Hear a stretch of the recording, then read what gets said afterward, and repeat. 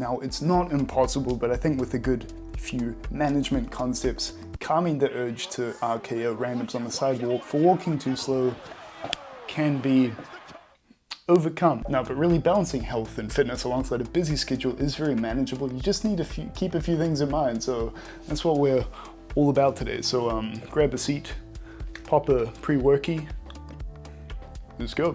My name's Shay, I'm a nutritionist and an international level athlete, and I'm not gonna save the meat and potatoes, the good stuff for the end of the video. Let's just get right into it. The number one thing is you need to be safeguarding sleep, like at all costs. This is your number one thing. Why is it hard to balance fitness with a busy life? Well, fatigue, poor training sessions, anxiety, feelings of laziness, a few other things. But the thing is, all of these issues and a few more that I didn't list, they all just get absolutely spear tackled by better sleep. It's really that simple most of the time. Now, we all know by now total hours and good consistency and I guess not drinking, but you kind of have to actively safeguard it, be like the protector of your own sleep. If you look down the barrel of your day, you're thinking, okay, I have work then, I can train then, grab some food then, verbally harass the neighbors after I get the food, and you're planning out your day as you go, or the day before. But are you thinking, when am I gonna end up in bed and when do I have to be up in the next morning? That's a big part of the issue because we kind of deal with all the stuff during the day and it's like, oh, I actually need to sleep now because I have to be up at 5 and it's 11. Well, okay. Now I realize my recent video was say to take risks and be a bit more adventurous, but I'm reluctant to say take those new experiences if they're gonna cause like a big loss in your sleep, because that just makes everything harder. To sum it up, you're literally playing on hard mode with sleep deprivation, and this can usually hang over into the weekends where you're feeling sluggish, and these are the days you have more time to actually attack training and get out and do fun stuff.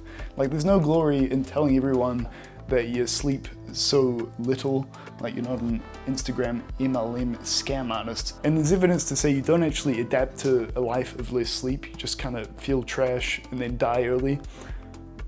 But I don't know, at least you get validation from Sigma males on Instagram, if that's your life's purpose. But in the words of Brian Johnson, if you're in this, you kind of have to be a professional sleeper, he would call it, okay? So, dude, if it's already like, I don't know, 11 p.m., you have permission to crash my watch time and just close it and go to bed, dude. Just trust me, it'll be good. The next thing is to do with training load. Now, some people train every day, some people just train like every weekday. I really believe if you schedule in a rest day, it can be really helpful just to take some of the load off one of your work days, and then by the weekend, maybe you're a bit more refreshed because one, you're sleeping better, right? And you've had some rest day, somewhere in the mix during the work week. And then on Saturday and Sunday, you actually have a bit more time to attack training, or even if you're just away for the weekend, you're not at the gym, just you can still exercise. You don't need the gym, right? Go for a run, do some pull-ups. It's all the same. Because the thing is, if people are just taking the rest on the weekends, you usually feel kind of trashy because you're up doing something every other day of the week. Then you're like lying in bed till late, you're not doing anything, you're not on your feet, you're just sitting around, and you feel trash because you didn't actually do something, which is kind of strange, but it's something I'm sure we've all experienced. So take that rest day during the week. It's needed to actually maintain quality throughout the rest of the sessions. Maybe you even need 2 rest days, depending on what you're doing. That's fine too. Like, you're not a wimp for taking a rest day. It's important for everyone from like a baseline level to an elite athlete level. And another big point is, like, let's say for an hour session, it takes you an hour and a half because you have to change and get there and then also get to the place you're going next. But if you just spend like a bit longer training and then have a rest day, you're only doing that time loss of half an hour once instead of twice. So you're kind of saving an extra half an hour of wasted time, but you're still getting the training in, if that makes sense. So a few notes on cooking. I'll go through my general cooking template, and it's pretty easy to follow. It's quick, it's healthy, it tastes pretty good to me at least. So on the way home, I always grab some fresh roadkill. There's usually possum on the road here in New Zealand. There's usually some fresh stuff if you know where to look.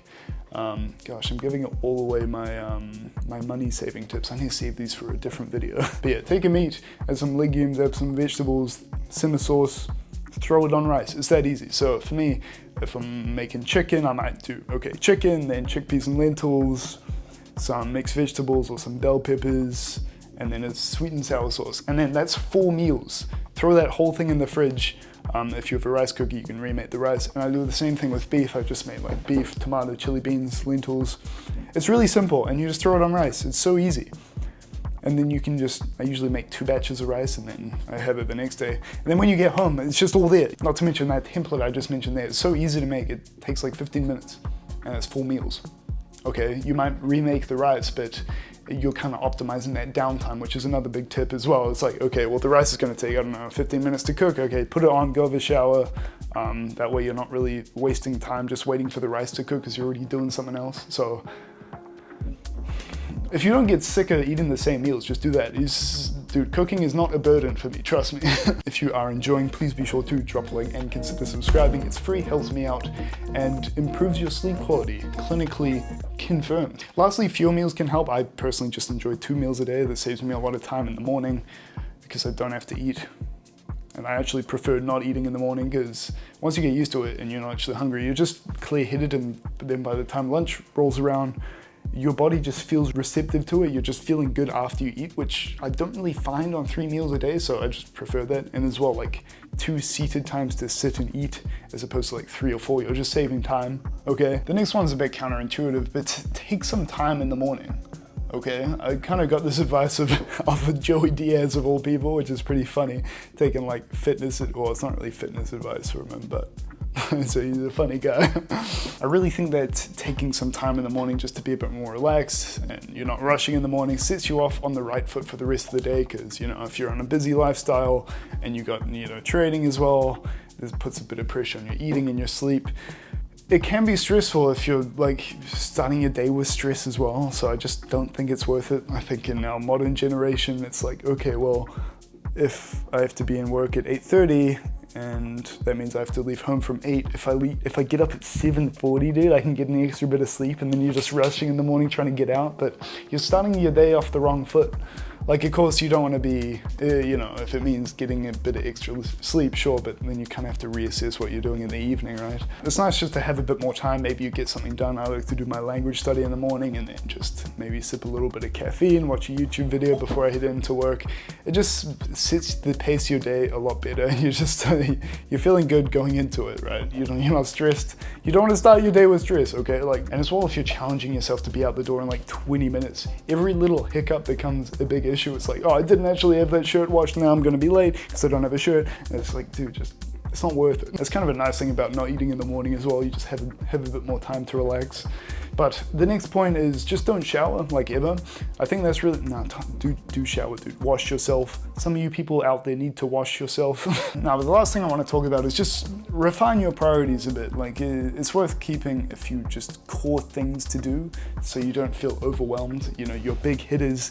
I find if you have too many priorities and like a to-do list of 20 things, you just end up doing the wrong things.